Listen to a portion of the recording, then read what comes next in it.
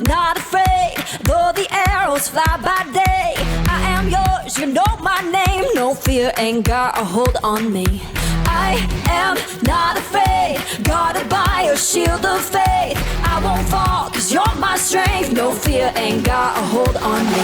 I'm not afraid, I'm not afraid, I'm not afraid. No fear ain't got a hold on me.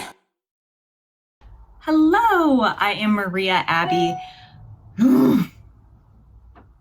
Okay, mute. Fix the hair. Just keep it running. Hi, I am Maria Abbe. I am the founder of Running Myself Together, which is a ministry that's dedicated to helping women restore and renew their minds, bodies, and souls through running. I'm so excited to be a part of this, first of all, because I understand how isolated we are. I understand that we need to reach out to one another. I understand what it feels like to feel anxiety during this time. Again. So I want to share with you today how we can find Christ's peace amidst anxiety, depression, times of uncertainty, because I think that this message is extremely relevant. Because even if you don't struggle with anxiety or depression on a daily basis, what's going on in the world right now, it might trigger those things. We live in a very uncertain time. We don't know what tomorrow's going to bring. Now, that is normal. That's daily life. However, when we're faced with a pandemic, which is something we've never experienced before, it's going to heighten all of those feelings. So I want to talk through my story a little bit and then share with you how we all might be able to come together to know Christ's peace within our lives and how we can really tap into that and use that. So a little bit about me. When I was 15, I decided to go on a diet. I didn't need to go on a diet. No doctor prescribed this to me, but I thought, hey, maybe if I go on a diet, people will like me better. And I thought, maybe if I go on a diet, I'll lose weight and then I'll like myself better. But diets are a slippery slope and they don't often work that way. And for me, one diet led to another, which led to another, which led to another, which led to overly obsessing about counting calories, my body weight, my body image. And the next thing I knew, I was struggling with an eating disorder, anxiety, depression, and panic attacks. Heavy stuff, I know. But the beautiful thing is, I spent a lot of time in recovery for my eating disorder. I've spent a lot of time in therapy for my anxiety and depression. And now, by the grace of God, I'm able to help others go through, if they're going through those things too. When I was going through my recovery, I tapped into this thing called running. Now, I wasn't a runner. In fact, it really wasn't until I was maybe a sophomore in college that I really started running. And that's because I had some girlfriends who were on the cross country team and I wanted to spend time with them. And they ran a lot and they encouraged me to run. And again, I want to spend time with them. So I started running. And it was really an acquired taste. So I want to share a little story with you. It's going to give you some frame of reference for who I am and what I've been through. So I mentioned that I experienced an eating disorder. That's true. Anxiety, depression, that's true as well. But in one particular circumstance, the summer before my senior year of college, I'd really worked through all of the eating disorder stuff. But I was struggling with anxiety and depression. However, I didn't realize it yet. And in this particular summer, I was in a long distance relationship that was pretty tumultuous. I was feeling very insecure about myself. I was about to graduate college with a BA in English and a minor in theater, and I had no clue what I wanted to do with my life. So that was a little stressful. And to give you, some frame of reference, this was really the first time that we were ever inundated with social media. We had Facebook. Now we'd had like MySpace and I think Twitter was around, things like that, but it wasn't like Facebook was. This was really the first time that we could be constantly bombarded with other people's thoughts, opinions, ideas, lives, stories, whatever it may be. So it was a little triggering. And I fully believe that during this time, we didn't understand the mental health ramifications of these social media platforms. So anyways, that's me laying the groundwork. That is the situation that I was in. And I remember one night I was home on my parents' couch because it was summer break. So I was scrolling through Facebook and a picture popped up of a girl that I know. And in my head, the narrative that I had built is this girl had it all. She was tall, she was thin, she was pretty, she had an infectious personality, and everybody loved her. And the narrative that I had built in my head was, I'm not tall, I'm not thin, I'm not pretty, I don't have an infectious personality, and not everybody loves me. And the next thing I knew, my heart started racing, my mind started racing, I couldn't catch my breath, and I found myself in a full-blown panic attack on the ground in my parents' living room, and I had no clue what was going on. I never experienced this before. And so the more time goes on, the more I start panicking. My mom comes over. She's never experienced this before either. So she's trying to calm me down. And despite her best efforts and despite my best efforts, nothing was working. It just kept getting worse. So she called my brother, who was a firefighter at the time, and he comes rushing over with a few of his other firefighter buddies, I guess you could say. And they're all standing around me and they're all telling me all the things that you're supposed to tell somebody who's going through a panic attack, and it wasn't working. And I don't know if you know this, but when you are experiencing a panic attack, or you are, hyperventilating in a sense, you're not getting enough oxygen. So the next thing that happens is your arms and legs and fingers and toes, they all start going numb and getting tingly. And then you start seeing black spots. And I, again, had never experienced anything like this before. I started panicking even more. And I couldn't catch my breath. And I didn't know what was wrong with me. And they did what they had to do. They called an ambulance. And I was rushed to the hospital for a panic attack that would not kill me. Me, a girl who was seemingly fine, who had great grades. I was about to graduate magna cum laude. I had the lead in the play. I was the treasurer of my sorority. I was on scholarship. And yet deep down inside, I was still so hurt. I was still so broken. And it was at that moment, obviously I lived through it, right? I'm here telling you this. And also you can't die from a panic attack, just so you know. But I had lived through it. And then I realized I still have so much more work to do.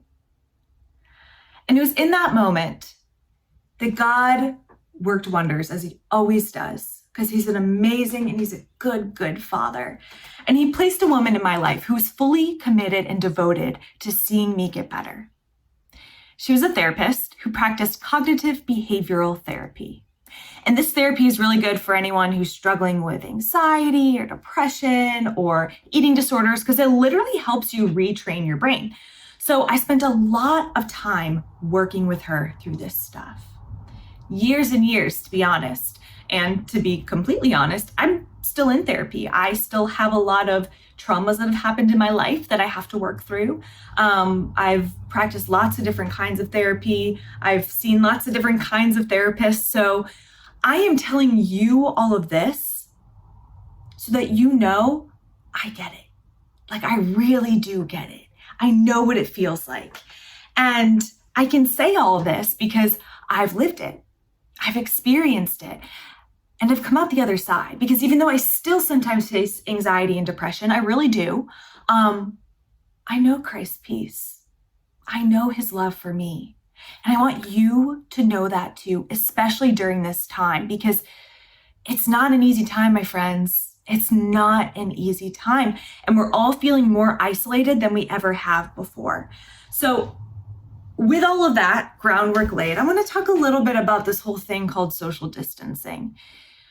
It's not really new. We've seen pandemics, epidemics, all of this stuff time and time again. And sometimes we've practiced social distancing in quarantines and things like that. But I would guess here in this lifetime, for us personally, this is really the first time we've ever experienced anything like this. It is. And so we don't really know how to handle it, especially in a world that's so connected, so busy, so constantly moving all the time. This is forcing us to slow down. What do we do? What do we do when our lives are so busy and they're so focused on the next thing and the next thing and the next thing and the next thing and the next thing? And then the next thing you know, we're all stuck in our rooms and our houses and our apartments and wherever we are, unable to do that thing that once fulfilled us. Well, it leaves us feeling lonely. It leaves us feeling isolated. It leaves us feeling anxious. I get it, because I know that feeling. But I want to encourage you during this time to know that it's hard, to feel the feelings, because the feelings are real, they're valid, and to also know that it's going to be okay. And we can say that because we're Christians. We can say that because we know we have a God who is good. We know we have a God who loves us so much. We know that we have a God who has a beautiful plan for all eternity. And while it may not feel that way right now, while it may feel very scary and unsure, I want you to know that what we're doing right now, it's going to be okay. It's going to work. It's going to help. I know we all long for the Eucharist. I know we all long to go to Mass. But know that in this social distancing period, we might be called to virtues of perseverance, of obedience, of trust. Maybe those are things that we neglected before. Maybe those are things that, we thought we had or we thought we were doing because we had our lives so planned out, and now our lives are not planned out and we don't know what tomorrow holds. And that's really scary. So I want to encourage you to know that your feelings are valid and to trust the process. Whatever that process may be, we might not know what it is, but that's part of it, right? Trust God's process, trust God's plan. And if we're being told to stay home, stay home. Stay home. Seriously, do it. It's going to be scary. It's going to be hard. It's going to be isolating. But I want to walk through ways that we can kind of not completely neglect that anxiety. We should absolutely, and we do absolutely need to talk about it to address it, but ways that we can make sure it doesn't run our current situation. And I understand everybody is in a different situation right now. Some people have lost their jobs already. Some people are sick. Some people cannot get to their loved ones. Some people are surrounded by too many loved ones. It's a lot. It's a lot to handle. And so the reason why I shared my story is because I've done a lot of work in this area with myself and then with those around me. And now I need to preface this by saying I'm not a licensed therapist. I'm not. I'm speaking to you as someone who has experienced it herself and who's come out the other end. And I'm speaking to you as someone who has found tools that help her and tools that I want to share with you. And so if you are feeling isolated, if you're feeling anxious, let's talk through some ways that we might be able to create some sense of control. So one of the things that I learned in therapy that has been huge for me is to create control. And what that means is essentially saying, when that fear bubble rises up, when that anxiety starts to come to the surface, we can put our foot down and say, I see you, I hear you, but you're not driving this car. I am. I'm in control. And now, when things get a little haywire, when our schedules get all out of whack and our routines fall by the wayside, we might feel like we're not driving, but we need to take over that driver's seat again. Some ways during this time that I've found that I can make that happen, or not even just this time, in times past, is creating a routine. And so we have routines now, or we had routines when life was a little more normal, and those routines may have just been thrown out the window. So what do? We recreate those routines. And I know it sounds simple, but it's not. And it takes work and it takes practice, and it might take writing things out. But a major component of this is actually keeping pieces of your old routine in this new routine. So for example, I love to work out in the morning. I'm doing my absolute best to wake up at the same time that I usually do to get my workout in, to get my coffee in, my prayer time in, my shower in, even if I'm not seeing anybody, because I'm working from home and you probably are too. So keeping that, even though the rest of my day might not look like what it used to look like, keeping just one piece of that routine intact has helped keep my anxiety at bay a little bit, because it helps me feel like, okay, you know what, Maria?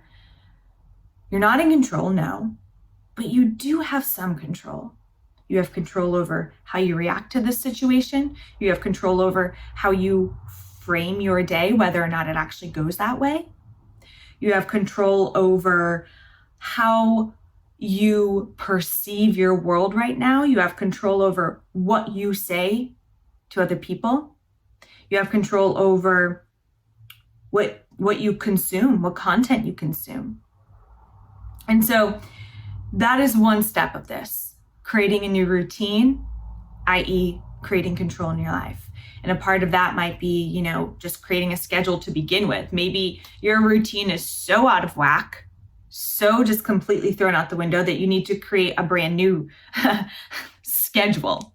Maybe you've got children at home full time that you did not have before. And so they need to be on a schedule too. And I know that can be hard as well, but even just the act of writing out that schedule and then giving yourself grace, allowing it to be a flexible schedule, one that can be easily changed, or multiple schedules where you can pick different pieces and put different pieces together so that you do kind of feel like, okay, we're just recreating. We're recreating the situation. We're reframing the situation. That's how we create control. We put boundaries up. We are flexible. We give ourselves grace. The other thing that we need to do is we still need to take care of our health during this time. It's going to help us still feel a little bit more in control.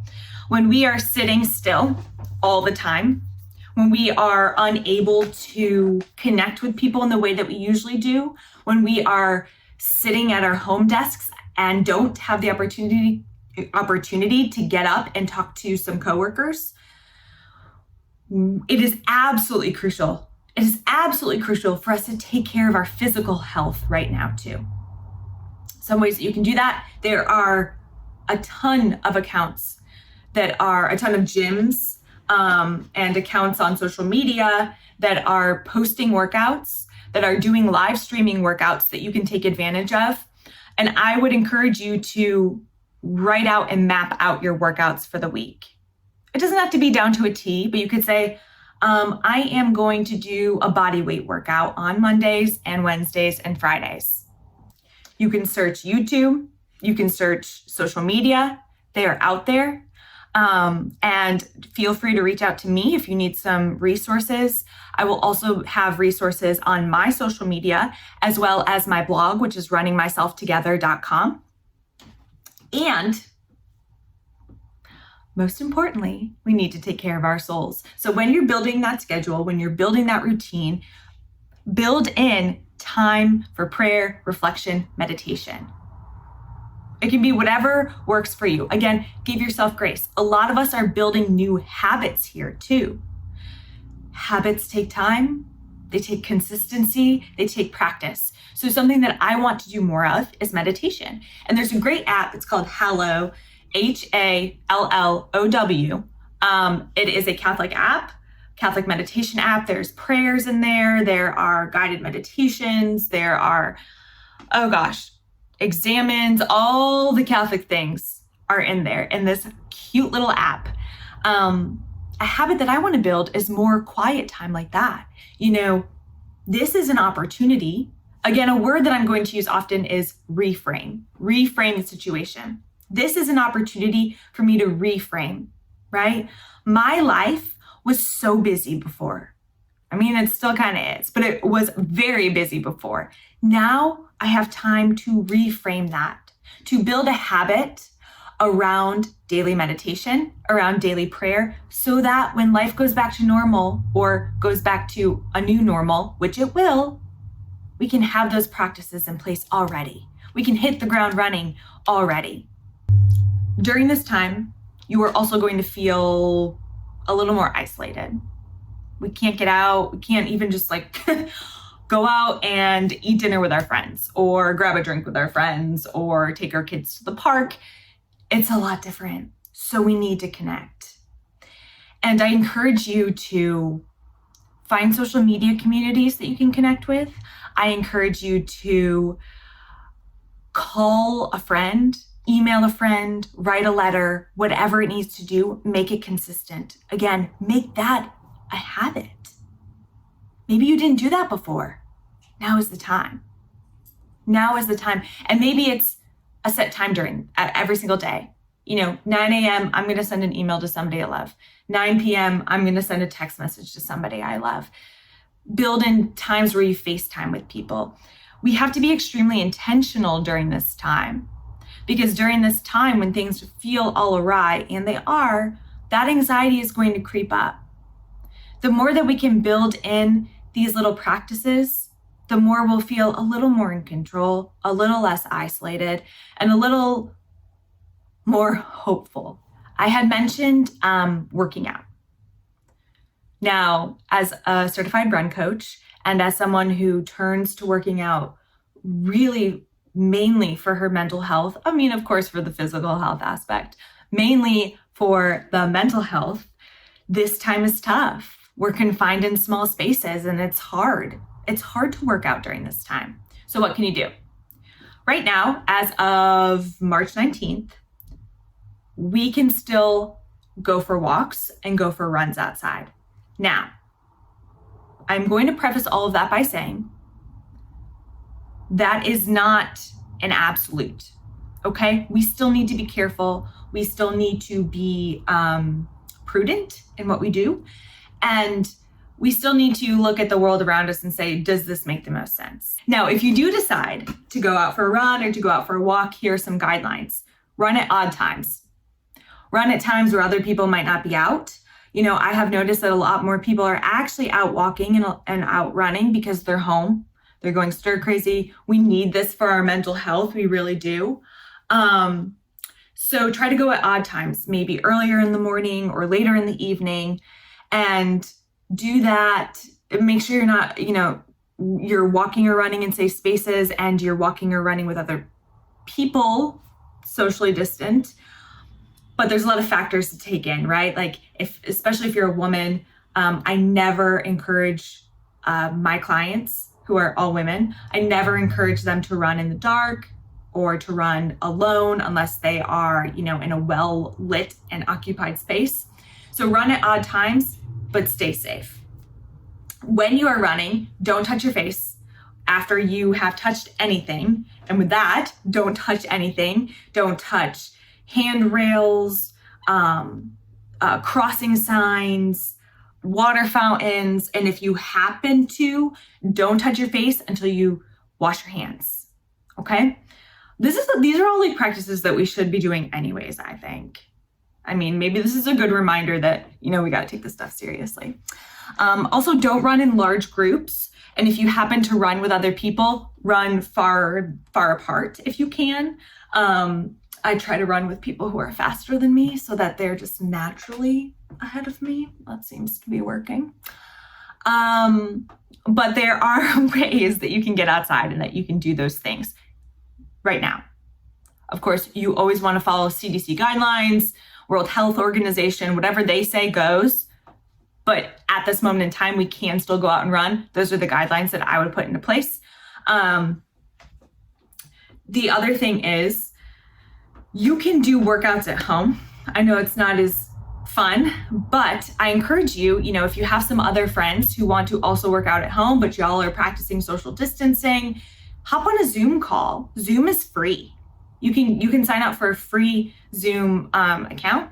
You can all get on that call. You can all do the workout together. There are a lot of accounts and websites out there that post their own workouts that you can just print off and run through them, and you can run through them with friends so you feel a little less alone. I encourage you, just like everything else, to build this into your schedule because it's important and you need it now more than ever. And then if you think about it, like I've been saying, you're building these practices now. When life goes back to whatever new normal we're going to have, you're going to have those already in place. Our mental health is extremely important.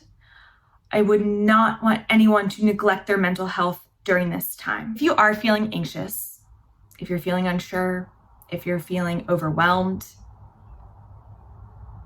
it's valid. It really is. The beautiful thing is we are Christians. We can turn to the Lord for that safety, for that peace. And it all comes down to knowing the truth. So what is the truth? And how does it relate to my anxious thoughts? Let's start from the beginning. We know that we were created in our mother's wombs uniquely. We were wonderfully made. We know that we can turn to the Lord and that he will hear us. He will understand us. He will guide us. We know that he knows how many hairs are on our head.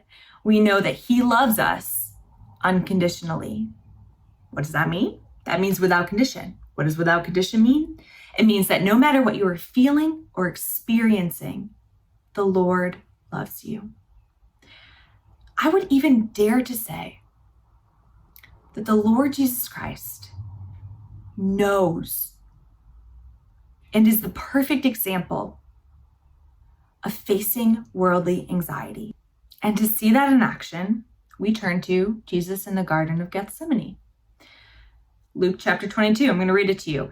After withdrawing about a stone's throw from them and kneeling, he prayed, saying, Father, if you are willing, take this cup away from me.